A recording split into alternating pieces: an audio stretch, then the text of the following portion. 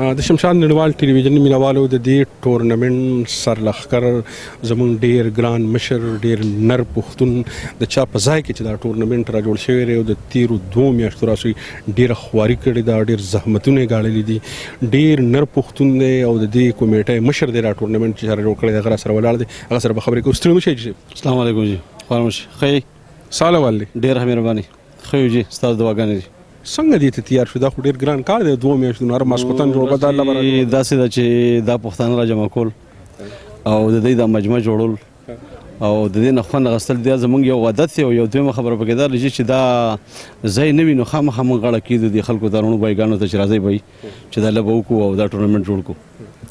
اشب ته چې کله وړو کې نو ستاسو مشرانو په پوجرو کې په ډاګو کې په میدانونو کې دا لوبه کوله تا به لیدل؟ بالکل جی بالکل هغوی به لوبه کوله، موږ به ورته ناست وو او د هغې نه به د هغې نه به هم چې کوم دی نو زده کړه کوله. او چې دا چې کوم دا ټورنمنټ را جوړ شوی دی دا خو په هره شپه باندې په زر اعظم په سوونو خلک دلته کې راځي،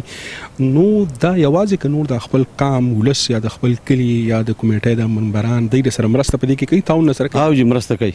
ډېر کسان مرسته کوي، کم کسان چې په ټیم کې حصه اخلي هغوی مرسته کوي، د دې نه علاوه وروڼه بایګان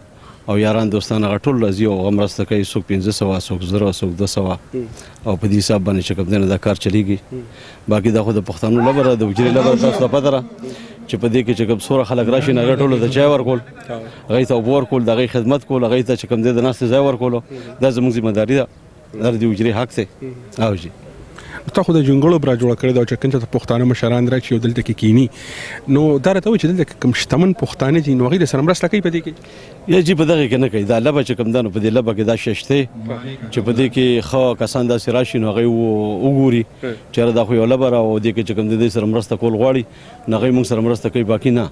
نه نه نه. په کار د پښتنو ته چې هغوی په داسې تاریخي لوبې چې زموږ د خاورې د خمبیرې نه راوتي دي د هغې په تعاون کې په هغې کې مرسته د خلکو سره وکړي او دغسې را ټورنمنټونه را جوړ شي، دا به زموږ د ټولو لپاره ډېره د فخر او ویاړ خبرې. حاجي صاحب ستا په اړه کې که بله د ټورنمنټ په حواله یا د کوډې د لوبې په حواله څه خبرې کول غواړې؟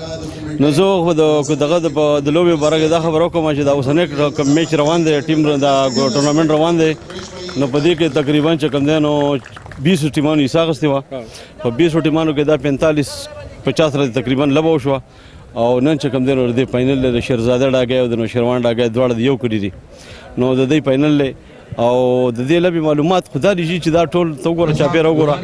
څومره خلک راغلی دی، نو دا د یو حجرې لوبه ده، د حجرې نه وتې ده او ډېره تاریخي لوبه ده، نو دې سره خلک مینه ساتي په دې وجه باندې او زموږ بلکې اوس د راجمع کولو ذریعه هم دا ده جي چې دوی موږ راجمع کړو او دې نه خوند واخلو او خوشحاله شو. حاجي صاحب وایي چې دا زموږ د راجمع کولو د ټولو ملګرو یو بل سره میلاو شو، پکې د خپل خیر خیریت نه یو بل خبر شو. ډېره مننه حاجي صاحب، ډېره مهرباني. السلام علیکم.